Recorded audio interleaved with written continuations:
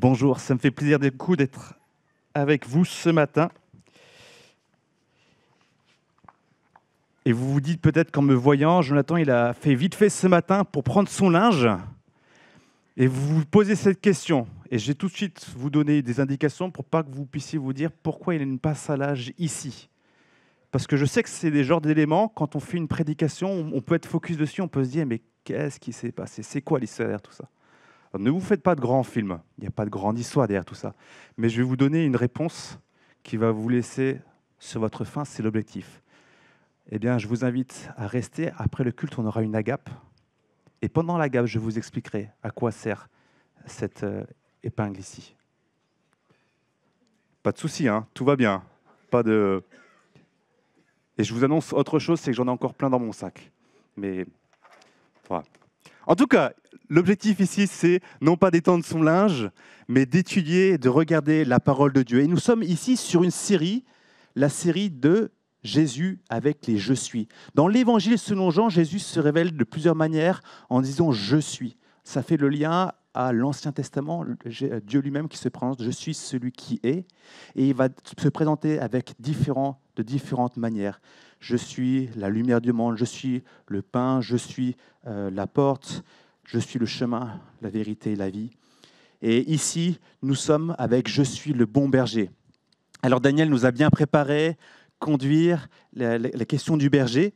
Et c'est très intéressant parce que Jésus il parle de manière très pédagogique, il parle d'une manière qu'on arrive à retenir, d'une manière qui nous captive. Il va employer des images qui sont fortes de sens quand on les comprend, quand on les vit. Si vous discutez avec des personnes peut-être du rôle de parents et de la gestion des enfants, ou j'allais dire même pire ou même plus loin, le rôle de grands-parents, si vous me parlez à ça, moi qui n'ai pas de petits-enfants encore, je vous dirais, je ne me retrouve pas beaucoup. Mais pour les grands-parents, ils vont dire « Ah, mais je vois très bien ce que tu veux dire ». Et c'est pour ça qu'on va revenir ici sur ce symbole, le berger. Pourquoi Jésus se présente comme le bon berger et qu'est-ce que ça signifie pour l'auditoire de l'époque et pour nous aujourd'hui. Donc, je vous invite à ce qu'on puisse prendre nos Bibles et on va aller dans l'Évangile selon Jean au chapitre 10 et on va lire les 18 premiers versets. Jean chapitre 10, versets 1 à 18. Jean chapitre 1, 10, versets 1 à 18. Et je vais lire. En vérité, je vous le dis, celui qui n'entre pas dans l'enclos des brebis par la porte, mais s'y introduit par un autre endroit, est un voleur et un brigand. Mais celui qui entre par la porte est le berger des brebis. Le gardien lui ouvre et les brebis écoutent sa voix. Il appelle par leur nom les brebis qui lui appartiennent et il les conduit dehors. Lorsqu'il les a toutes fait sortir, il marche devant elles et les brebis le suivent, parce qu'elles connaissent sa voix. Elles ne suivront pas un étranger, mais elles fuiront au contraire loin de lui, parce qu'elles ne connaissent pas la voix des étrangers. Jésus leur dit cette parabole, mais ils ne comprirent pas de quoi il leur parlait. Jésus leur dit encore, en vérité, je vous le dis, je suis la porte des brebis. Tous ceux qui sont venus avant moi sont des voleurs et des brigands, mais les brebis ne les ont pas écoutés. C'est moi qui suis la porte. Si quelqu'un entre par moi, il sera sauvé. Il entrera et sortira. Il trouvera de quoi se nourrir. Le voleur ne vient que pour voler, égorger et détruire. Moi, je suis venu afin que les brebis aient la vie et qu'elle l'ait en abondance. Je suis le bon berger. Le bon berger donne sa vie pour ses brebis. Le simple salarié, quant à lui, n'est pas le berger et les brebis ne lui appartiennent pas. Alors lorsqu'il voit venir le loup, il abandonne les brebis pour prendre la fuite. Alors le loup s'en empare et les disperse. Le simple salarié s'enfuit car il travaille pour de l'argent et ne se soucie pas des brebis. Moi, je suis le bon berger. Je connais mes brebis et elles me connaissent, tout comme le Père me connaît et que je connais le Père. Je donne ma vie pour mes brebis. J'ai encore d'autres brebis qui ne sont pas de cet enclos. Celles-là aussi, il faut que je les amène. Elles écouteront ma voix. Et il y aura un seul troupeau et un seul berger. Le Père m'aime, parce que je donne ma vie pour la reprendre ensuite. Personne ne me l'enlève, mais je la donne de moi-même. Et j'ai le pouvoir de la donner et j'ai le pouvoir de la reprendre. Tel est l'ordre que j'ai reçu de mon Père. Nous avons ici deux illustrations. La première qu'on avait déjà vue avec Didier dimanche dernier, avec ce côté-là d'un enclos et Jésus qui se trouve être la porte par laquelle on entre dans l'enclos. Si on ne passe pas par la porte d'entrée, enfin, c'est comme chez vous à la maison, si quelqu'un s'introduit par la fenêtre, ce n'est pas forcément un ami ni même le propriétaire. Il y a des chances que ce soit quelqu'un de malhonnête. Enfin, je vous invite à vous renseigner quand même. Et nous sommes ici dans cet autre aspect du berger qui va conduire son troupeau et qui fait la différence avec les salariés. Mais les deux reprennent toujours cette image du berger. Et nous voyons ici, parce que dans ce passage, on peut se poser la question, que nous enseigne Jésus, que nous dit Jésus ? Nous voyons que le berger a une implication radicalement différente qu'un simple employé, car les brebis lui appartiennent. Vous avez juste à voir ça peut-être dans votre boulot, avec vos collègues, ou si vous faites intervenir une entreprise à la maison, vous verrez que si le patron est là, le patron, l'artisan va dire, lui, il s'investit, il travaille vraiment parce qu'il voit tout l'impact que ça peut avoir. Et des fois, quand le patron n'est plus là, vous pouvez voir les employés déjà en se faisant une énième pause avec un bon café. C'est la troisième pause du matin, par exemple. Le berger a une implication différente parce que les brebis lui appartiennent, tout comme le chef d'entreprise. Il doit gérer son entreprise, il sait les finances qui sont nécessaires, et il veut prendre soin de ses clients pour l'impact. Les brebis lui appartiennent au berger et il connaît la valeur parce qu'il a un lien particulier avec elle. Et nous voyons ce lien parce que les brebis connaissent sa voix et le suivent. Nous voyons que le berger les conduit et les protège des dangers. On se souvient que dans la Bible, en 1 Samuel, on voit le roi David qui va se présenter devant le roi Saül quand c'est au moment, donc il est encore berger, le roi David, et qui se propose de combattre contre Goliath. Il annonce que lui, en tant que jeune berger, il allait se battre contre les lions, contre les ours, pour délivrer les agneaux qui sont pris au piège. Nous avons du coup le berger, son rôle c'est de protéger, de prendre soin. Et si les brebis fuient loin de l'étranger qui voudrait l'appâter, c'est parce qu'elles n'ont pas le lien de confiance et d'affection qui est établi avec le berger. Et nous voyons qu'ici, il y a des dangers qui sont bel et bien présents. Nous avons le voleur et le brigand qui ne pensent qu'à tirer profit de ces faibles animaux. Si tu prends un mouton, il y a de quoi se faire des côtelettes. Si tu prends un mouton, tu peux faire la saucisse de mouton, tu peux faire du trafic du mouton, tu peux jouer avec les moutons, saute-mouton et j'en passe. Je rigole, bien sûr. Mais également, il y a les prédateurs tels que le loup, le lion, l'ours et autres, devant qui les salariés préfèrent fuir que de défendre. Et nous voyons ici, dans ce passage, que Jésus se détache des salariés, il se détache des voleurs et des brigands aux intentions malhonnêtes, et aussi du simple salarié impliqué uniquement par gain financier. Nous voyons ici que Jésus est le bon berger qui donne sa vie pour ses brebis. Jésus se donne volontairement, il est prêt à aller jusqu'au bout pour prendre soin, pour défendre, pour conduire son troupeau. Alors cette image est parlante pour l'auditoire car ce métier est courant. J'aurais bien voulu inviter un berger avec sa centaine de moutons pour ce culte ce matin. Ça aurait été certainement beaucoup plus parlant, beaucoup plus odorant. Et à l'époque, on sait que le métier de berger, ce n'est pas un métier tout mignon, on prend les jolis petits agneaux dans les bras et tout va bien, mais on sait que c'est un boulot qui nécessite beaucoup d'engagement, beaucoup de travail. Si vous voulez avoir quelques illustrations très intéressantes, je vous encourage à lire le livre qui s'appelle « Un berger médite le psaume 23 ».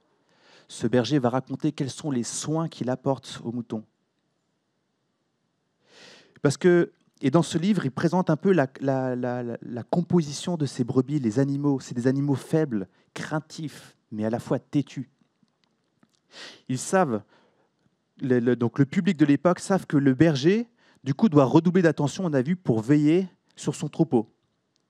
Il doit veiller pour apporter les bons soins au troupeau, la bonne alimentation, la source d'eau claire. Il emmène ces animaux d'une pâture à l'autre pour que l'herbe ne soit pas piétinée.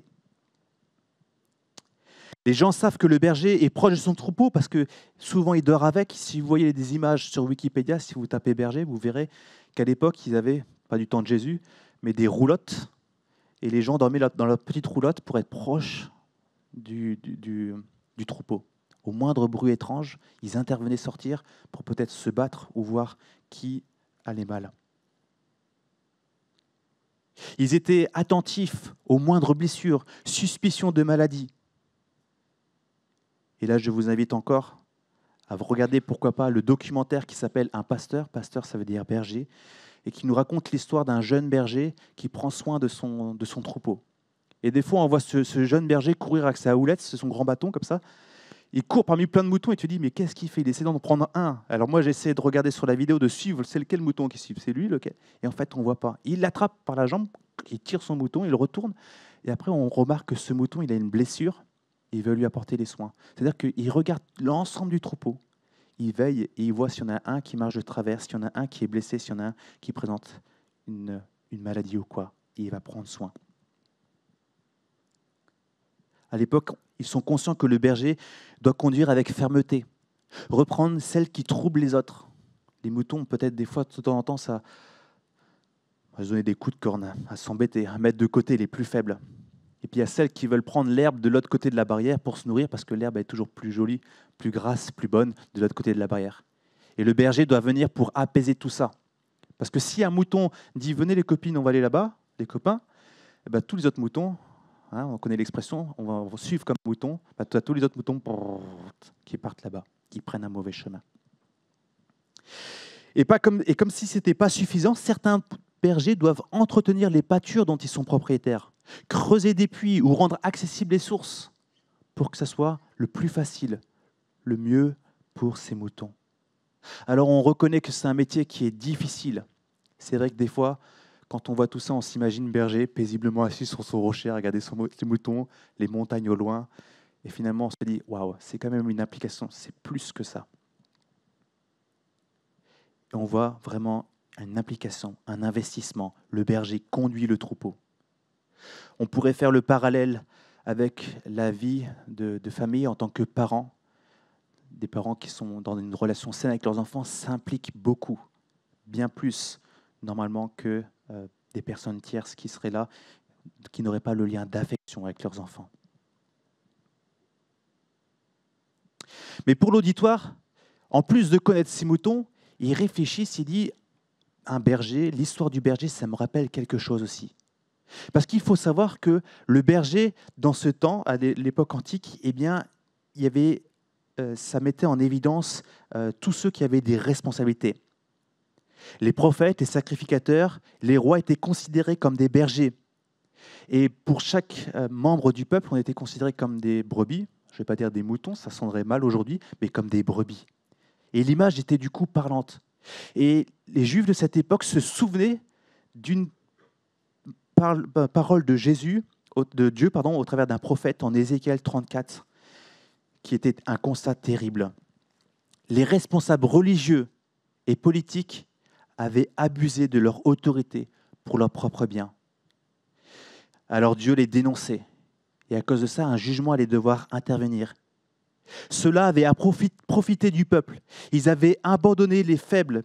Ils avaient imposé leur autorité avec violence au point d'effrayer et de disperser le peuple dans des endroits périlleux.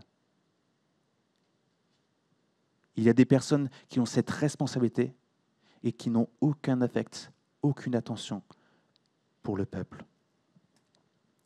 Et ce qui est intéressant, c'est quand on regarde notre passage là, nous sommes en Jean 10, juste avant, eh bien, il y a eu la guérison de l'aveugle né de naissance. Et juste avant, eh bien, à la fin de ce chapitre 9, Jésus avait interpellé les responsables religieux qui venaient pour attaquer, titiller Jésus. Et il avait dénoncé leur hypocrisie. Il les avait traités d'aveugles. Finalement, est-ce que vous êtes des aveugles qui conduisez d'autres aveugles? Ça ne va vraiment pas aller très loin tout ça. Jésus, du coup, dénonce les responsables religieux de son temps en même temps. Et le peuple se souvient, il y a eu un échec total. Alors effectivement, il y a eu des bons rois. David était selon le cœur du Seigneur, mais il y a eu des échecs, des chutes. Mais ce qui est intéressant, c'est que dans la suite d'Ézéchiel 34, eh bien Dieu promet qu'il interviendra. Là où il y a échec, là où le peuple ne peut pas être conduit pleinement, Dieu promet qu'il interviendra et qu'un jour, un berger viendra pour réunir les brebis dispersées. Dieu précise que ce berger est le fameux descendant du roi David, qui était lui-même berger dans sa jeunesse. Une promesse a été faite à David qu'un de ses descendants régnera éternellement. Et les gens avaient déterminé, compris ici qu'il s'agissait du Messie à venir, qui doit venir régner éternellement et apporter la paix. Il s'agit du coup de la promesse du Messie, le Sauveur tant attendu depuis longtemps, et encore plus au temps de Jésus. Au temps de Jésus, on attend encore. Quand est-ce qu'on y arrive ? C'est comme dans quelques jours, les enfants diront tout de suite, dans pas longtemps, quand est-ce qu'on arrive à Noël ? On y est bientôt ? Encore combien de jours ? À cette époque, les gens attendent le Messie. Quand est-ce qu'il va arriver ? C'est Dieu lui-même qui va venir pour prendre la responsabilité de berger sur son peuple. Et Jésus annonce, « Je suis le bon berger ». Jésus est le bon berger tant attendu. Nous y voilà. Et ça fait écho dans leur tête. Ding, ding, ding. Ils se disent, là on est face à quelque chose. Ils regardent Jésus, ils voient tous les signes miraculeux, tout ce qu'il fait. On peut relire les versets précédents. Et là, ça amène de manière très interrogative. Qui est ce Jésus ?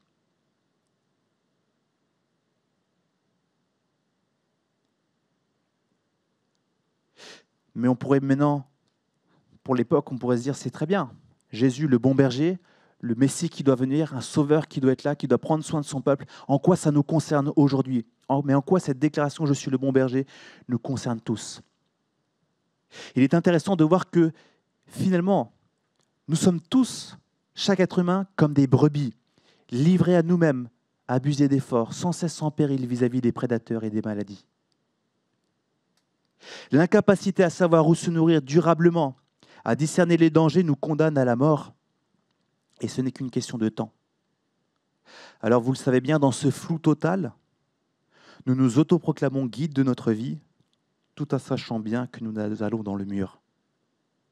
Dans ce flou total, nous cherchons des repères, nous avons tendance à chercher des repères, des moutons peut-être plus forts, plus beaux, en meilleure santé, plus gras à suivre, mais eux-mêmes, il faut bien l'entendre, sont perdus et sont en des proies pour tout danger. Et c'est notre tendance naturelle en tant qu'être humain à chercher qui suivre. Quoi suivre ? Et si on regarde, il n'y a qu'à voir l'impact des influenceurs, des stars, des hommes politiques, religieux, des médecins, l'impact des jeux vidéo, des films, et j'en passe. Nous sommes désespérément à la recherche de repères. Et nous croyons que ces personnes, ces choses populaires, puissantes, douées, sont capables de conduire tout au long de notre vie et nous apportent la paix, le réconfort, l'accompagnement, la sagesse, alors qu'eux-mêmes sont à la recherche d'un guide. Si vous prenez un mouton et vous dites « toi le mouton, c'est toi le chef du troupeau », ça risque d'être un peu compliqué pour le mouton et pour les autres moutons qui vont le suivre. Il y a besoin d'avoir quelqu'un qui prenne de la hauteur. Nous avons besoin de quelqu'un qui a une vue d'ensemble, le discernement vis-à-vis des dangers, le discernement vis-à-vis des besoins. Une personne qui a la capacité même de prendre soin. Nous avons besoin d'une personne qui nous aime, non par ce que nous pouvons lui apporter ou pour ce que nous avons, mais une personne de confiance, une personne juste, une personne fidèle. Et sachez-le, si vous ne l'avez pas encore remarqué, que tout notre être aspire à avoir ce guide. Nous n'avons qu'à regarder nos attentes vis-à-vis des autres. Ô combien de déceptions. Nous n'avons qu'à penser à ces sentiments que nous pouvons éprouver lorsque nous regardons un film ou une série ou en lisant un livre. La recherche d'amour vrai, de sentiments de sécurité, de paix profonde. Mais cela n'est pas la réalité. La Bible nous dit, en Ésaïe 53, 6, « Nous étions tous comme des brebis égarées. Chacun suivait sa propre voie. Et l'Éternel a fait retomber sur lui nos fautes à tous. » Et Ésaïe 53 nous annonce un Messie qui doit venir, ce serviteur qui va s'offrir en sacrifice, qui est lui-même le berger, lui-même l'agneau qui doit mourir. La seule possibilité est là, effectivement, pour nous d'être délivrés des griffes du mal, et d'être ramené au bon berger passe par la mort de Jésus. Jésus, Dieu fait homme. Et il déclare, si on reprend 10, 11, « Je suis le bon berger. Le bon berger donne sa vie pour ses brebis. » Jésus vient à notre rencontre pour nous délivrer de la mort, pour nous délivrer de l'égarement. Il nous réunit et il s'offre volontairement en sacrifice afin que nous ayons la vie à la croix. Il meurt pour nos fautes afin de rassembler ceux qui entendent sa voix et viennent à lui. Mais nous le savons, la mort n'a pas de prise sur Jésus, car il n'est condamnable d'aucun mal. Il donne sa vie volontairement, mais la reprend. Il n'y a que Dieu pour faire ça. Jésus, Dieu lui-même, se donne. Et nous lisons en Hébreux 13, verset 20, « Le Dieu de la paix a ramené d'entre les morts notre Seigneur Jésus, devenu le grand berger des brebis, grâce au sang d'une alliance éternelle. Son sacrifice a une portée éternelle. » C'est une bonne nouvelle. Jésus meurt non pas pour quelques moutons, mais meurt même dont nous sommes au bénéfice aujourd'hui. Ainsi, l'apôtre Pierre nous dit, dans 1 Pierre 2, 25, aux croyants qui ont reconnu Jésus comme leur bon berger, « Vous étiez en effet comme des brebis égarées, mais maintenant, vous êtes retournés vers le berger et le protecteur de votre âme. » C'est une bonne nouvelle. Et là, on peut tout de suite se poser la question, quel type de mouton suis-je ? Qui est-ce que je suis ? Je vais suivre. Et mon désir, c'est que nous puissions prendre le temps, que nous puissions prendre ces moments. Peut-être, des fois, c'est quand il y a un silence, quand on se couche le soir, quand on se lève le matin, qu'on se pose la question à quoi bon tout cela, que nous puissions réfléchir à cette question-là. Je sais que l'étape la plus difficile est celle-ci, de se reconnaître comme étant égaré, de se reconnaître comme étant pécheur, loin de Dieu. Cette première étape est difficile et nous avons besoin de l'intervention de Dieu. Mais entendons l'appel du bon berger. Je ne vais pas faire le cri du berger, mais qui nous dit finalement, tu es tout seul, je vais t'aider à te sortir de ces branches dans lesquelles tu t'emmêlais, tu es perdu, viens avec moi. Et le mouton, on peut être là. Ah, salut, moi je ne suis pas perdu, t'en fais pas, je vais tracer ma route, je me débrouille très bien. Et vous savez comment ça peut finir. Ils ont montré sur Internet un mouton qui a été perdu pendant quelques temps en Australie. Il avait une quantité de laine sur son corps. A priori, il a réussi à s'en tirer pour un temps, mais si ça avait duré trop longtemps, il serait mort. Ou d'autres qui se sont fait manger assez rapidement. Donc nous pouvons être comme ça. Pas de souci, Jésus, tout va bien. Ma vie sans toi, c'est très bien. Je n'ai pas besoin d'avoir un berger, parce que le berger, ça implique de suivre le berger.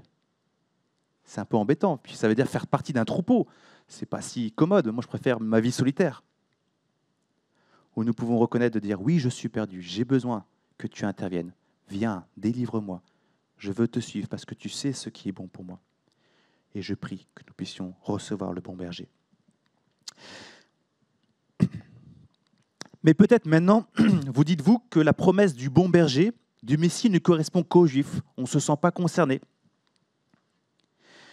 Et nous voyons que ceux que Jésus appelle par leur nom sont uniquement ceux qui entendent sa voix et le suivent. Il appelle ceux qui lui appartiennent. Quand il arrive près de l'enclos, il l'appelle et il n'y a que les moutons qui lui appartiennent qui viennent.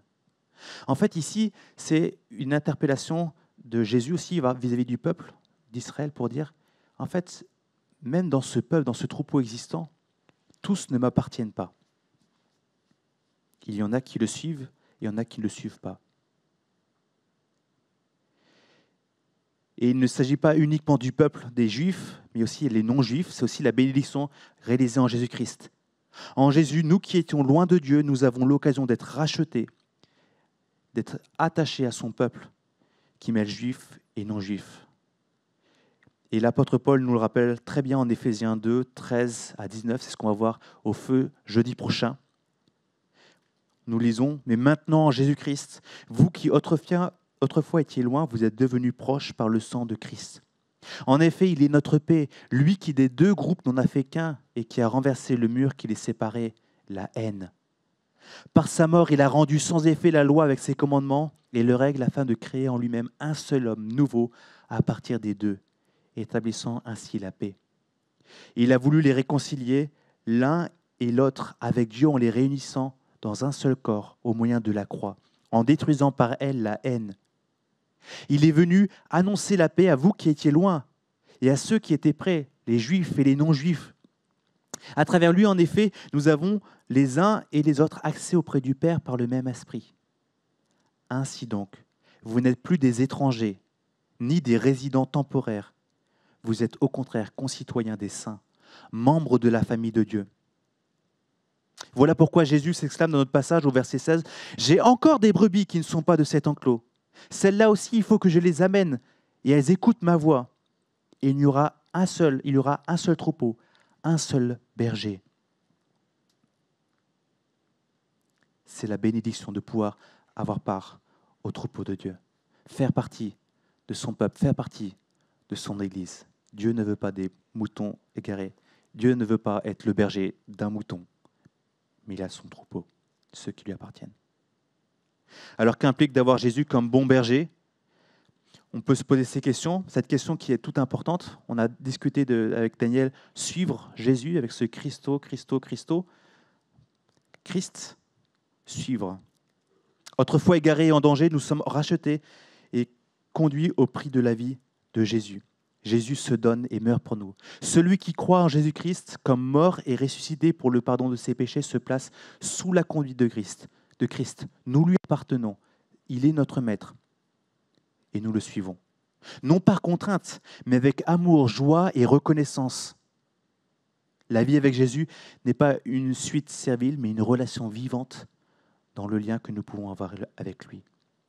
Nous voyons dans notre passage, les versets 3 et 4, nous voyons le gardien lui ouvre et les brebis écoutent sa voix. Il appelle par leur nom et les brebis qui lui appartiennent, et il les conduit dehors. Lorsqu'il les a toutes fait sortir, il marche devant elles et les brebis le suivent parce qu'elles connaissent sa voix. Il y a une relation avec le berger. Jésus est vivant et désire que nous puissions vivre cette relation avec lui. Suivre Jésus implique que nous ne conduisons plus notre vie en essayant de combler nos besoins, mais que nous vivions avec l'objectif de faire ce que Dieu déclare bon et juste, et ce malgré le prix que ça peut nous coûter. Jésus est le bon maître et nous sommes ses disciples. Il ne peut pas y avoir deux maîtres, sinon quelle route prendre? Jésus veut que nous soyons pleinement à lui, et c'est ce que Jésus déclare en Marc 8, 34. « Si quelqu'un veut être mon disciple, qu'il renonce à lui-même, qu'il se charge de sa croix, prêt à porter le prix, et qu'il me suive. » Ce n'est pas Jésus qui me suit, ce n'est pas le berger qui suit le mouton, mais c'est bel et bien le berger qui conduit. Et Jésus nous assure sa présence chaque jour et son assistance par son esprit qui vient habiter en nous. Suivre Jésus, c'est de continuer à vivre avec les difficultés, le lot du quotidien, mais elles prennent une perspective différente parce que Jésus apporte la paix. Non pas la paix matérielle, la paix je ne sais quoi, mais Jésus apporte une paix qui est bien plus profonde, l'assurance d'être avec lui, la paix d'être en sécurité, la paix de son amour.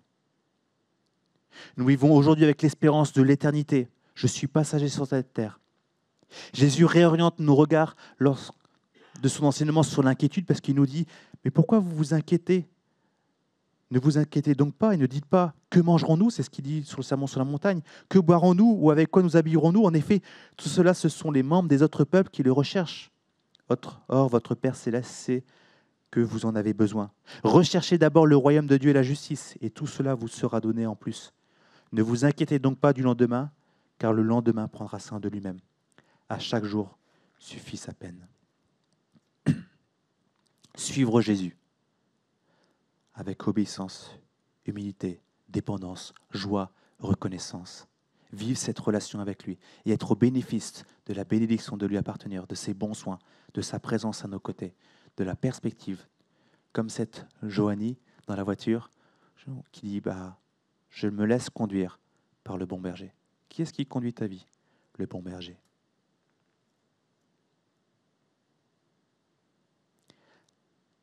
C'est maintenant le temps pour conclure.